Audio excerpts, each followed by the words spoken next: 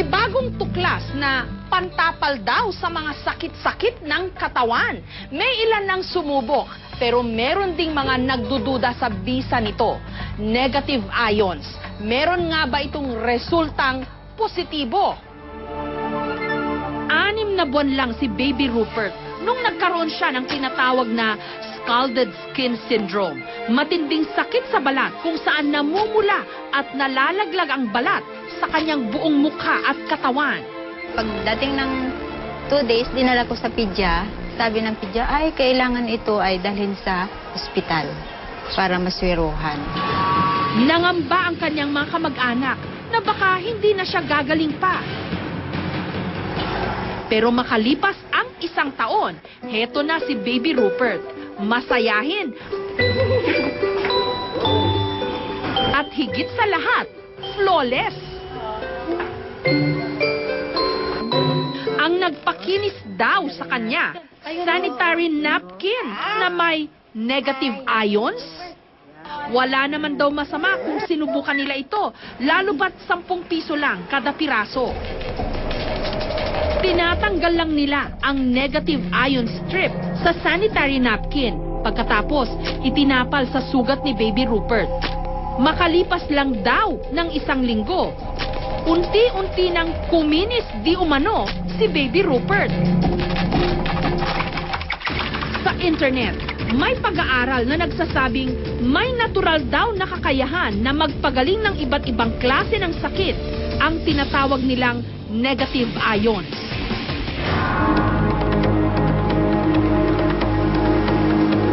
Nagmumula raw ito sa kalikasan mismo, katulad ng waterfalls, dagat, at bundok. Meron din daw negative ions ang katawan ng tao. Pero ang nakakaintriga talaga, sanitary napkin na may negative ions? Meron itong green strip na itsurang adhesive bandage sa gitna ng napkin. Dito raw nang gagaling ang di umano negative ions. Tatanggalin ito, babasain, at ididikit daw sa sumasakit na parte ng katawan. Si Yoli, 41 years old, noong nakaraang taon, meron daw nakitang cyst sa kanyang matres. Pero nung ginamit daw niya ang negative ion na sanitary napkin, wala pa raw ilang oras, nawala na ang kanyang cyst di umano. Kung hindi ito lumabas, no, tong mga laman-laman na to, kasi no, parang kulani siya ng baboy na lumabas. Ang tendency nun, hanggang kinabukasan, kung inabot ako ng kinabukasan, mamamatay ako because of sepsis. Sa sobrang bilib ni Yoli rito, pati na ang kanyang pamilya, pinagamit niya nito. Kapag sinisipon daw ang kanyang mister, pinapasinghot niya ng negative ion na napkin. Tinatapalan din niya ng napkin ang idinadaing na bahagi ng katawan ng kanyang junior, kasi hodang hindi ito kaaya-ayang tignan.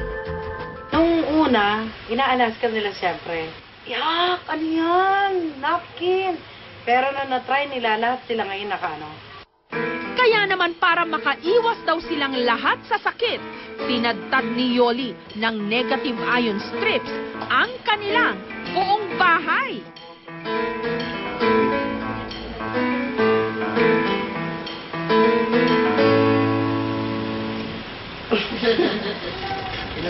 Si Lolo Gregorio naman, 84 years old, nagamot di umano ang kanyang namamagang prostate dahil daw sa araw-araw niyang paggamit ng napkin.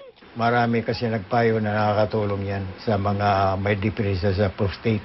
Kaya ang ginawa ko, gumamit rin ako. Dahil sa aming narinig, lalo kaming naintriga. Sinadya namin ang tanggapan ng distributor ng sanitary napkin na meron daw negative ion. Taong 2006 nung naimbento raw ito sa China. Pero noong nakaraang taon lang sinimulang ibenta dito sa Pilipinas. So now they came out with all the researches Doon, sa small strip na yun, nilagay nila sa napkin. And since they're in the business of napkin, yun na rin ang ginamit. And it's patented.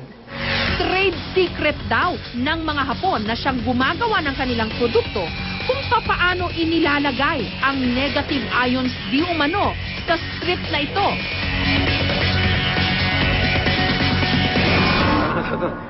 Ipinakita rin nila ang kanilang strength test para raw patunayan na may enerhiya ang kanilang napkin.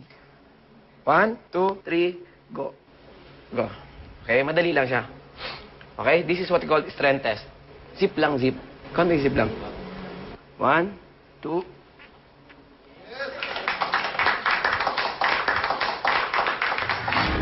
Sa pamamagitan din daw ng paghawak lang sa boteng may negative ion strip, hindi raw tumutumba ang taong dinadantayan ng kamay ng nagdedemo. Okay?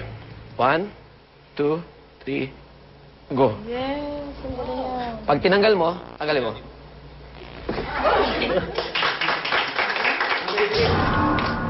May iba pang kumpanya na nagbebenta ng mga produkto na di umano may negative ions.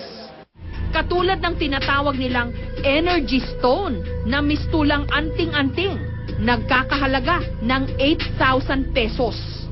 Meron daw itong taglay na humigit kumulang 2,000 negative ions.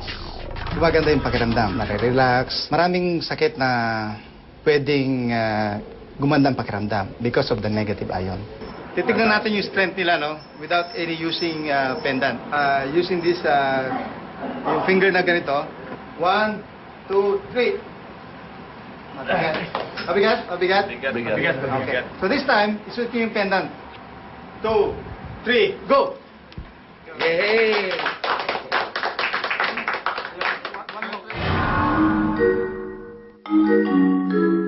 Ang lampshade namang ito, 5,000 pesos kada piraso. Nakakagaling daw ng asthma at ang mga problema sa paghinga. Nanggaling pa raw ito sa Himalayas.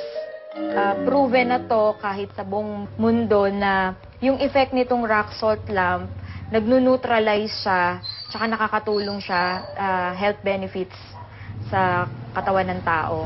Bago pa lang sa Pilipinas ang mga produktong ito, pero sa ibang bansa, meron ng mga inilalakong bra, damit, medyas, bedsheets, at maging detergents na nilagyan rin daw nila ng negative ions.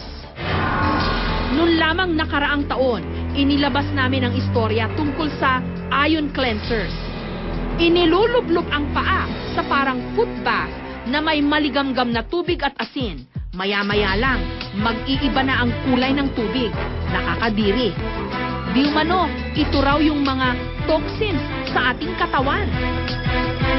Lumalabas daw kasi ang mga negatively charged ions mula sa array o bakal na dinadaluyan ng kuryente. Pero nung sinubukan ito ng eksperto sa tubig na may